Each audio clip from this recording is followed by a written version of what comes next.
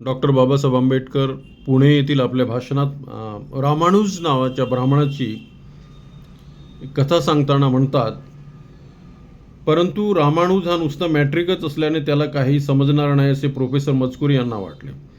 तथापि रामानुजास यायचे असल्यास त्याला वर्गात राहण्याची परवानगी देण्यात आली. रामानुजाने त्या प्रोफेसरची 5-6 व्याख्याने ऐकली, परंतु दर व्याख्यानाच्या वेळी तो गणितशास्त्रात पारंगत असलेल्या प्रोफेसराची भाषणे ऐकण्याऐवजी आपल्या वहीवर दुसरे काहीतरी लिहित बसे. त्यामुळे प्रोफेसर मजकूर संतापून त्यांनी त्यास खूप दोष दिला. दिलेल्या संधीचा तू दुरुपयोग करीत आहेस असे त्याला म्हटले. त्यावर रामानुजने सांगितले की महाराज, आपण आज जे शिकवित आहात ती गणिताची प्रमेय मी विद्यार्थी दशेतच सोडवलेली आहेत. त्यात नवीन असे काहीच मला आढळत नाही. इतकेच नव्हे तर यापुढील प्रमेयसुद्धा मी वहीवर सोडवून ठेवली आहेत. ती मजजवळ आहेत. प्रोफेसर मजकूर यांनी त्याच्या वह्या तपासल्या.